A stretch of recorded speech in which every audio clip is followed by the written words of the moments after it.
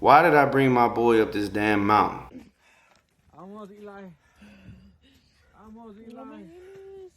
Yay! There we go. What's up, everybody? My name is Patrick. Welcome back to my channel. I am not looking at the screen over here, but you're gonna catch me going back and forth, back and forth, back and forth. I just put a clip in front. It's me and my son reaching the top of Manitou Springs Incline. The Incline, man, this incline is something serious. Recently, we just went to Colorado. I got my girl, got her 3 oldest boys. I got my youngest son, one of my best friends, and his wife, his baby. We another couple that we know and very friendly with, their 3 children, and we went all to Colorado Springs, rented out an Airbnb. This was awesome. I did not know that he was gonna trick me into doing some kind of incline, some kind of physical activity. If you watch my channel, you know that I do run and I do all these things, and I kind of fell off and now I'm back in a bad spot, but I'm working on it. So you're gonna see content on that soon. But once again, we're in Colorado. I've never been to Colorado. I've never really vacationed anywhere that wasn't Texas. So this was, you know, something completely different for me, you know, and we drove there. So we went, you know, it was like, I don't know, 14 hours, 12-hour road trip. Took pictures by the Colorado sign. They moved it, by the way. I didn't know that till I got there. They said that, you know, hey, this used to be somewhere else, but now it's here. But I don't think it's like too far from where it used to be. It's just not where it once was. So we stayed in Colorado Springs. We had a dope Airbnb. This fucking place was like, I don't know, 5 bedrooms. It had a basement that was like, you know, reconfigured into like some kind of a like nice ass bedroom area. It had a game room. There was Xbox stuff there, but no Xbox. They had games, controllers, and no Xbox. Foosball. They had a poker table, air hockey. There was, you know, a restroom down there. It was just dope. Upstairs there was a jacuzzi. One of the rooms had like a jacuzzi type thing in it. There was a pool table upstairs. There was, you know, it was just great. It was awesome. There was like 4 or 5 bathrooms. I don't know. This place was crazy. Nice backyard to play football a little bit. I rolled my ankle. So yeah, the Airbnb was dope. We went to Chiba Hut. Have you ever heard of Chiba Hut? Chiba Hut is great. You know what I mean? This is like a new sandwich spot. I don't know if it's new. My buddy's been going there for years, but it's a sandwich shop with like a stoner twist. So like their sandwiches are called like joints and blunts and pinners and whatever else, and they have, you know, fucking pot infused shit on the wall. I don't know, or pot themed stuff on the wall. It's pretty cool. You know what I mean? I actually went to like my first dispensary. I don't smoke or use marijuana, but I am pro marijuana, so, you know, do what you do. Went to my first dispensary, went to another one. That was cool. And I saw some friends of mine. Shout out to Angeles and Hugo and, you know, Ernesto. They got a couple taco trucks out there. I got to visit them, so that was cool. I hadn't seen them in a long time. Colorado Springs had a great vibe. Everybody was nice. It was a beautiful place. Seeing mountains, like, it was just amazing. But I could not breathe up there. Like as soon as I got into like the end of New Mexico, like I could like no longer breathe while walking fast, and it was crazy, and my ears were popping. Everybody's ears were popping, you know, and it was just great that I was able to take, you know, the kids and my girl there. Like one thing my girl said to me in the beginning is like, I want to see the world with you, and it started in Colorado. We already saw Brownsville, you know what I mean? No hate to Brownsville, you know. If you ever been to Ultimo Taco in Brownsville, Texas?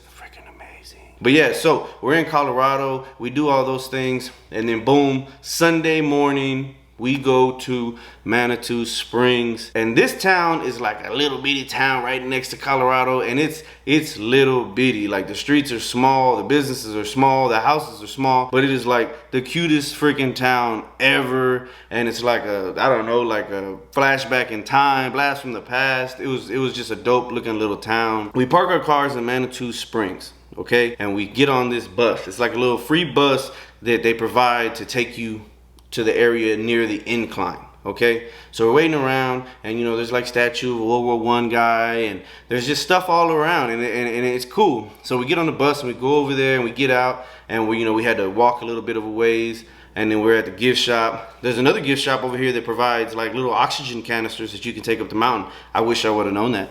A little foreshadowing there. So we go to the gift shop, and you know, everybody gets whatever, use the restroom. You have to have a reservation. So we had reservations. Luckily they didn't count us because we were a few over, because I wasn't gonna do it when they started talking about it. A few months ago I would have been all for it, but now since I kind of gained some weight back, I'm a little less active, I was kind of weary about it, you know. I smoked cigarettes for a long time. I had a real bad case of pneumonia a few years back, and thin oxygen doesn't sit well with me, man.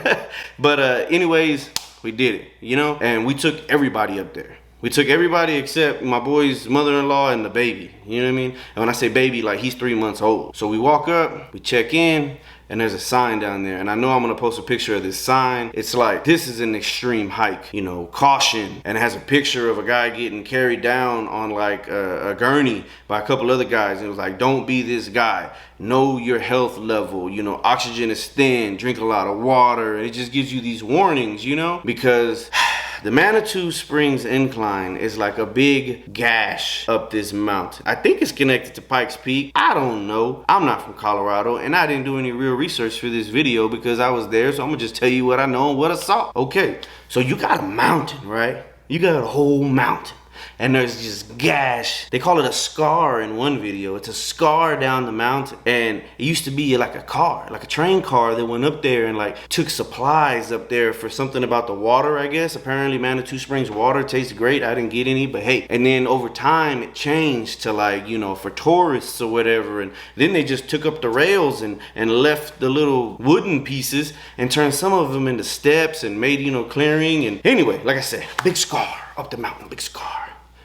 And this some bitch is 2,000 plus feet in elevation gain. And it's only 0.85, 0.88 mile, like not even a whole mile up. So that's a lot of elevation and not a long way. You know what I mean? Like you going fucking straight up. And I'm gonna show you pictures, maybe a little video. But like, bruh, it's like straight the fuck up. Like it's crazy, man. And it is beautiful from the bottom. So, you know, as I said, we took everybody up there. My two older step kids, you know, they're 15 and 13, and they're in, you know, relatively great shape.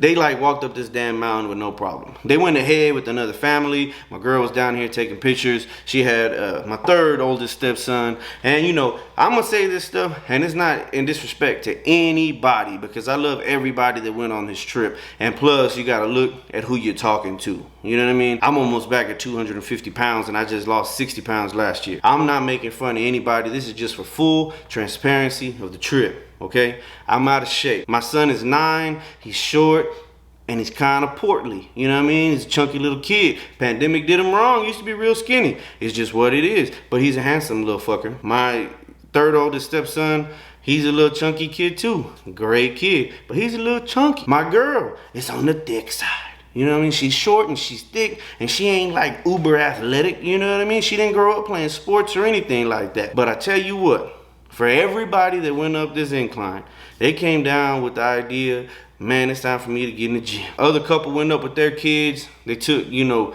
my oldest stepson Adam with them. They rocking it up. Robert's headed up. He has the water on his back. Actually, my girl started with the water. Then Robert took the water from him. That kind of burned us later because guess what? We didn't have any water because we thought we'd eventually be back together. It didn't happen that way. Okay, there's a ton of people walking up and down this mountain, and they left us, and we gotta take some breaks. Okay, so we headed up, me and my son, step by step by step. My boy Polo, who is a trainer, he's actually staying with Cynthia. With everybody else, man, he just kind of leaves them. You know, he's gonna do his thing. He came there for himself, but this time he stayed with my girl, and I greatly appreciate that, man, because this thing was tough. We headed up the mountain, and it was just crazy. Like, I couldn't breathe for shit. But me and my boy, we're just chugging along. My girl's, you know, roughly 50 to 60 steps below me. Polo's wife is 50 to 60, 100 steps ahead of me, maybe. And, you know, me and Eli, we're just chugging along, step by step, step by step, step by step. Taking a few breaks here and there. No major trouble. I'm like, man, this is chilling. This ain't that bad, okay? My girl's down there with Joseph. They're taking a lot of breaks. Like I said, you know, we're out of shape, you know, and Polo's taking breaks with them, drinking water, whatever. And we start getting up there. There's an exit. They give you 3 opportunities to get off this bad boy, okay? And my girl's like, nah, we can do it. Nah, we can do it. And we get to the second exit. Okay. Oh, I forgot to tell you. So it's 2,768 steps originally on this bad boy. And every 100 steps or so, they have this little metal thing that's plugged into one of the steps. At the very top, it says 2,768 steps. But through weather, deterioration, you know, just people messing up the trail, whatever, I think there's about 2,744 actual steps now. Just physical steps, okay? Because you still gotta go the distance. So we getting up there and we taking more and more breaks. And my girl's like, nah, we're gonna do it. And we kind of convinced her. We get to that second exit where you can get off. My boy is like, hey, daddy. Because we plan to get off, okay? He says, hey, daddy, how high you think you can go? I said, man, if it was just me and Polo, I can go to the top. My son says, well, I guess we're gonna go to the top, huh? I guess we are. So we keep on chugging along. We get to that last exit. And Polo's like, man, maybe y'all should get off. Because, you know, my girl's struggling a little bit. I'm struggling a little bit. Kids.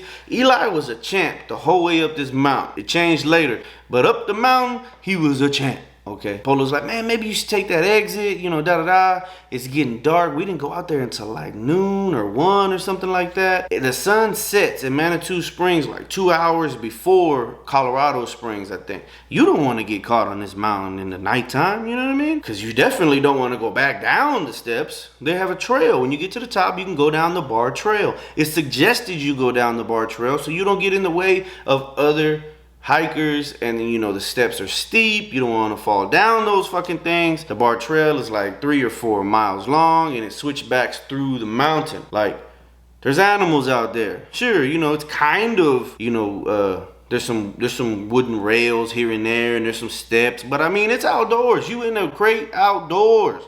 Okay, so we don't get off. We don't get off on the third one. Nope. We keep on heading up. And then we get to the top. Or so we thought. There's a false summit up there. When you get below that mountain, you see that top. That ain't the top. Nope. It's not the top. That is not the top that you see.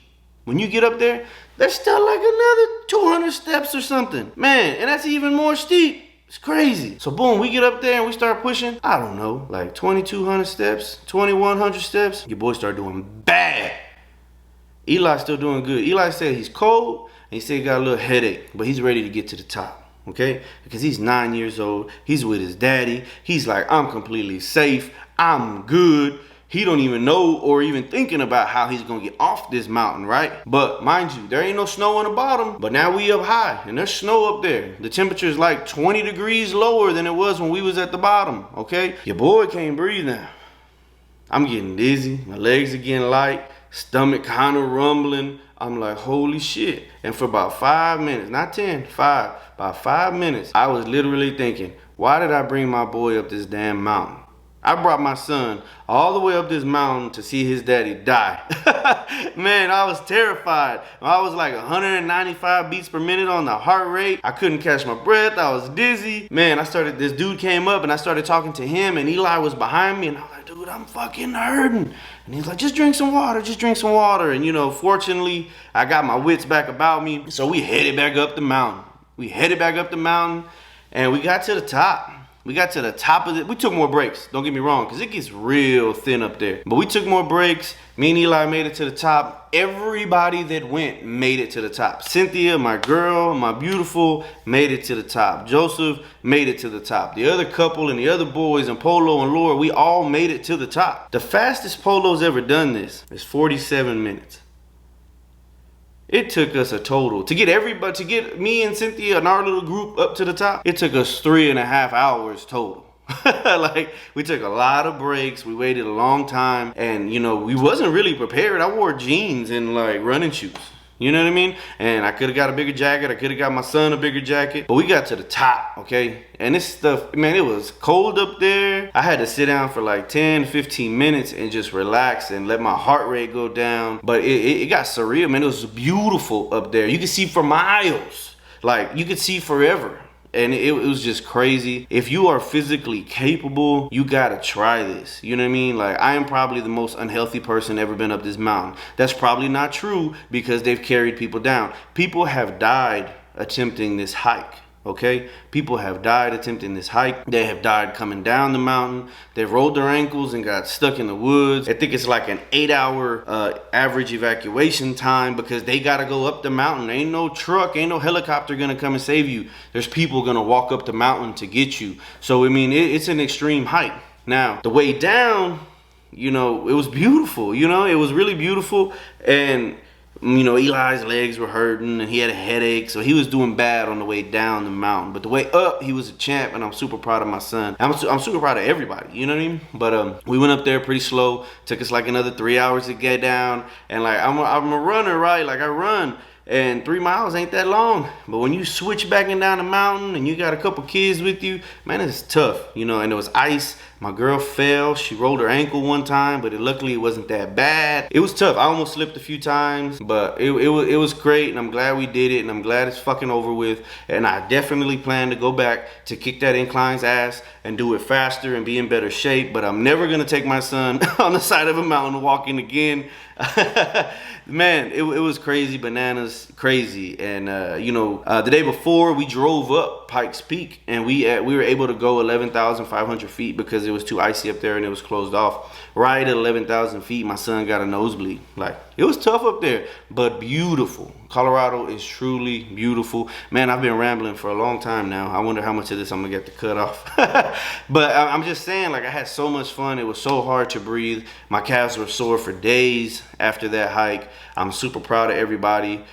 Shit, we came back to Dallas. We went on a hike the very next Sunday. You know what I mean? And it's just great. Like, I had so much fun. And after I get some miles back under my belt, you know, maybe a few pounds down, I'm gonna head back to Colorado and I'm gonna kick that fucking incline's ass. Okay? So yeah, it's 2,000 feet up, like almost fucking straight up. And you know, it's 2,768 steps, 2,744, somewhere around there. And it's crazy. So do it. It's beautiful. That's definitely an experience that you should try. Oh, so as hard as this thing is, because it is difficult, you know what I mean? There's nobody gonna say that it's just easy, right? But you got your badasses in the world. You really do. Like, there's a guy named Bob. I follow him on Instagram. Polo showed him to me. He went up there 500 times this year. People complete this thing, you know what I'm saying? But there are some people who don't, i.e. they get the 3 exits or they just walk back down. But there's people who do this thing hundreds of times a year. We met a guy who had been up there twice on the whole time that we had been up there. And he puts chains on his shoes and he runs back down. Okay, he runs back down this damn steep ass mountain. There was a guy that walked up that thing at least 3 times and he walked back down backwards, bro. Like, there are some badasses in this world, and they make it look like it's just not difficult at all. But to your regular average Joe, this thing is tough. Man, it's tough. But it's doable, and if you are capable of doing it, you should do it. But you definitely need to know your health level. You definitely need to understand that it's real out in the field, and there's bears and shit out there. Man, we was this close to some deer. There's chipmunks running everywhere. It was fun. And anybody who is still here, hashtag Colorado Springs, hashtag the Incline, whatever may. I just want to know that if you're still here and you watch this whole thing, you know, you awesome. I appreciate it. Shit, I'm almost at 20 minutes recording. Of course, there's some stuff I'm gonna cut out, some things I'm gonna add, but I greatly appreciate you. Thank you so much. Hit like and subscribe. Hit like and subscribe. Hit like and subscribe. You know, I'm about to hit, you know, 670-ish subscribers. My watch time is up, so I mean, let's keep it going. Let's keep it going, you know, and keep the channel growing. But thank you guys so much. I got Charizard in the mail today, Funko Pop. Thank you guys.